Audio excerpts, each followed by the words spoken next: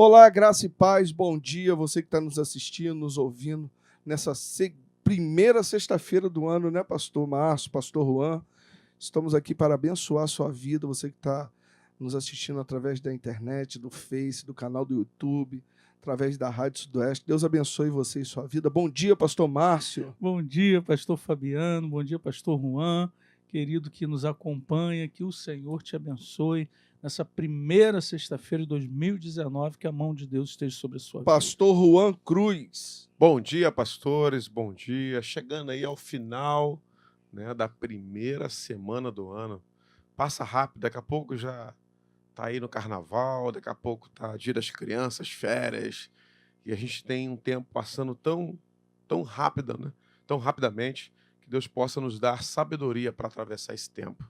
É verdade. Queremos começar esse programa orando pela sua vida. Nessa primeira semana de 2019, nós temos certeza que Deus vai transformar a tudo aquilo que Ele prometeu na sua vida, transformar a sua vida, sua família, sua empresa, seu trabalho. Você que vai começar, né, pastor? Quantas pessoas fizeram o Enem, estão aguardando para iniciar aí a faculdade? Nós temos certeza que Deus já abriu essas portas para você. Oremos, Senhor, nós queremos nessa manhã abençoar a sua vida, a vida dessas pessoas, a vida dos pastores, de todo o corpo, Senhor, de Cristo que está conectado nessa manhã. Pai, nós queremos declarar que o Senhor venha abençoar esse ano, a vida dessas famílias, Senhor. Essa primeira semana que ainda não encerrou, Senhor, irá encerrar, Senhor, durante as meia-noite. Nós queremos te pedir que até a meia-noite o Senhor faça um mover sobre todos, em nome de Jesus. Amém e amém. Amém. Queridos, palavra do Senhor para nós é Lucas 14. Jesus está na casa de um fariseu. E fariseu sempre é problemático, né? Fariseu, ele sempre sinaliza que está pronto, que sabe de tudo, que tem os melhores argumentos, mas na verdade sempre é um desafio, porque o coração está sempre muito fechado para compreender as verdades do Senhor. E se a gente não perceber, ao longo do período da nossa existência, a gente vai vivendo o Evangelho, vai vivendo algumas experiências com Deus, e a gente vai ficando meio fariseu, a gente vai ficando meio, né, religioso. Então isso constantemente precisa ser algo a ser quebrado. A gente precisa ser algo que realmente está em movimento com o Senhor, sempre renovado, sempre buscando entender as coisas novas, porque senão a gente vai engessando em alguns aprendizados, isso vai nos tornando alguns homens e mulheres ali muito fechados para novas experiências com Deus. A prova disso é nesse texto de Lucas 14, versículo 7, depois dele conversar um pouco, entrar na casa de um fariseu para comer, e enfim, e ali ele toma o homem pela mão e o curou, mandou embora, e os fariseus estavam questionando tudo isso. Ele dialoga com eles assim, ó: quando notou como um dos convidados escolhia os lugares de honra à mesa, Jesus então lhes contou essa parábola. Olha, quando alguém convidar para um banquete de casamento, não ocupe o lugar principal, o lugar de honra, pois pode ser que tenha sido convidado alguém mais honroso, de maior importância do que você. Se for assim, aquele que convidou, versículo 8. Quando alguém convidar um banquete, não ocupe lugar de honra, pois pode ser que alguém tenha sido convidado, alguém de maior honra do que você. Se for assim, aquele que convidou os dois virá e dirá a você, para que você possa desocupar o lugar e ir para um lugar menos importante. Mas quando você for convidado, ocupe o lugar menos importante, de forma que quando vier aquele que o convidou, diga: amigo, passe para um lugar mais honroso. Então você será honrado na presença de todos os convidados, pois todos aqueles que se exaltam serão humilhados, e os que se humilham serão exaltados. E então Jesus disse ao que tinha convidado: quando você der um banquete ou um jantar, não convide apenas os amigos, os irmãos, os parentes, nem os vizinhos ricos, porque se você fizer assim, eles poderão te retribuir, poderão te convidá-lo também, e assim você será recompensado. Mas quando der um banquete, convide os menos favorecidos, os pobres, os aleijados, aqueles que não têm nada e nenhuma condição de lhe retribuir. Assim, feliz será aquele que, porque não tem, porque feliz será, porque estes não têm como retribuir. Assim, a sua recompensa virá somente do Senhor. Amém? Então, é um texto que trata de algumas questões aonde mostra, né, quando você for convidado, não ocupe o lugar de maior honra. Pode ser que alguém também tenha sido convidado de maior honra que você, e vai ser vergonhoso, né, pastor Marcos? Aqui, dá licença que esse lugar não é seu. E aí, pensando sobre isso, e também aqui nessa primeira semana, a gente refletir sobre o nosso lugar em Deus. Aqui é o responsável da festa, que chega e fala assim, ó, por favor, me dá licença, tem alguém mais honroso para sentar nesse lugar. E aí você vai ter que sair na frente de todo mundo. Então é melhor você começar pelo lugar mais humilde, para que o dono da festa chegue e fale assim, ó, vem cá, sente aqui, e aí você será honrado na frente de todos. Eu queria colocar aqui esse convidado como o Senhor, né? O dono da festa, né? Como o Senhor. Que, na verdade, muitas das vezes tem a dificuldade, tem que mover algumas pessoas dos seus lugares porque não consegue reconhecer quais são seus lugares em Deus. Querem ocupar lugares, né, que, cara, não lhe é devido. Quer fazer coisas que não lhe foram distribuídas para fazer, não lhe foi dada para fazer. E aí, depois passa o vexame. Não, porque estão me tratando mal. Não, é porque não sei. E às vezes você é que, por não saber o seu lugar em Deus, acaba, sabe, entrando em algumas coisas, entrando em alguns lugares, e talvez isso trazendo grandes consequências. Pastor, a gente percebe aqui que essa raça que a gente vê na Bíblia, né, os fariseus, a gente vê isso nos dias de hoje. Pessoas engessadas porque não permite esse âmbito religioso de progredir, se tornam pessoas fechadas, e muitas das vezes aquilo que o Senhor coloca em nossa vida, coloca diante de nós, você vê aí um exemplo clássico de uma festa, uma cerimônia, né? Onde o Senhor pede para poupar aquele lugar ali. E quantas das vezes as pessoas já querem chegar e tomando um lugar que não lhe pertence. Então isso é muito sério. E o fariseu ele começa a trazer a descredibilidade nesse momento. Então eles querem estar sempre em foco, mas sem se preocupar com aquilo que é essência.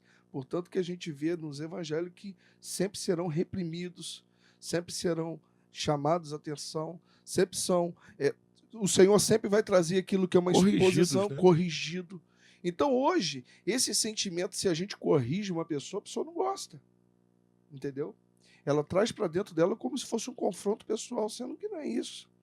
Sendo que o Senhor está querendo, muitas das vezes, quebrar esses status dentro da gente. Como a gente faz isso continuamente, a gente faz uma gestão de consciência, como o nosso próprio pastor tem um hábito de dizer, para que nós possamos fazer uma autoavaliação para ver se realmente a gente está fazendo aquilo que é do bom grado que o Senhor quer, porque nós temos que fazer uma análise daquilo que nós estamos fazendo. Nós não temos que ser pastores, nós não somos religiosos, nós somos servos, e o servo é aquele que faz para agradar o seu Senhor. Na realidade, tudo vai naquilo que é o sentimento, né? O fariseu, na realidade, ele acha que ele é melhor do que o outro, né? Ele acha que ele é mais espiritual, ele acha que sabe mais, ele acha que ele é mais importante. Tanto que em Lucas, lá no capítulo 18, se eu não me engano, Jesus conta uma parábola, e teve um fariseu que, né, eu jejuo 2 vezes, eu dou meu dízimo de tudo e tal, e um publicano, ele não ousava nem olhar para o céu, o Senhor, tem misericórdia de mim que sou pecador. Então Jesus diz que quem saiu justificado foi aquele publicano. Então a gente precisa entender algo. A religião, ela, ainda que, né, a gente não pode bater nessa tecla de, pô, eu não sou religioso, eu sou um adorador, eu sou servo de Deus, mas a gente está inserido, né, nessa questão de religião evangélica. Sim. É uma religião evangélica, porém, a gente precisa entender que esse fato de você se tornar um religioso acontece muitas vezes, pastor Juan, aquilo que você disse, sem perceber, a gente acaba se tornando um religioso, porque você acostuma, você entra no automático.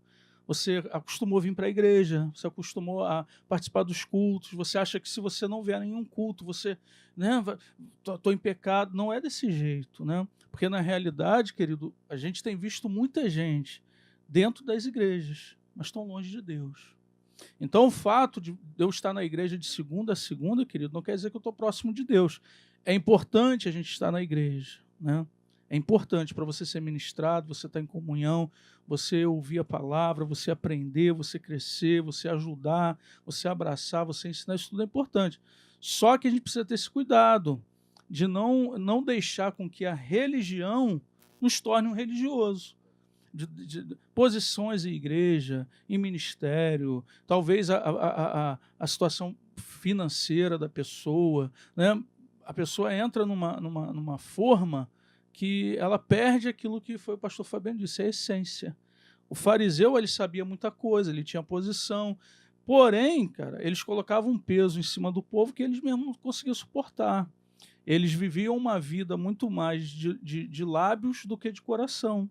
Então a gente precisa entender que o fato, eu e você que está nos ouvindo aí, está todo dia na igreja, tem que estar no culto, essa coisa toda, essa pressão que a religião traz, né? Muitas vezes, querido, não é benéfico para nós. Você precisa entender algo, servir é algo voluntário. Ninguém é obrigado a servir a Deus, a gente serve porque ama a Deus, né? O religioso não, ele acha que o que ele está fazendo é mais importante do que o que o outro está fazendo. Ele acha que se ele não fizer, ninguém mais pode fazer melhor ou igual o que ele está fazendo. Esse é o religioso. Então, não é, a religião traz uma obrigação. Servo, adorador, não, querido. A gente serve a todo tempo, a toda hora, adora em todo momento, não só dentro da igreja. O religioso deixa para dar glória a Deus dentro do templo, né? O adorador, ele está no ônibus, sentiu a presença de Deus, ele está adorando ao Senhor, né? Porque, na realidade, é com a nossa vida que nós temos que adorar, e não para o homem ver, mas para que Deus veja e seja exaltado, né, pastor Juan? E nesse texto, a gente está chegando ao final do nosso programa, 2 princípios. Eu gostaria que ficasse gravado para você que está nos acompanhando nesse momento e nos ouvindo, né, através da rádio. O primeiro princípio é esse: saber o seu lugar em Deus. Isso vai fazer com que você, não seja humilhado. Eu fui humilhado. É porque às vezes a gente não compreende o nosso lugar e quer fazer o que não foi chamado para fazer, quer estar onde não foi chamado para estar, né?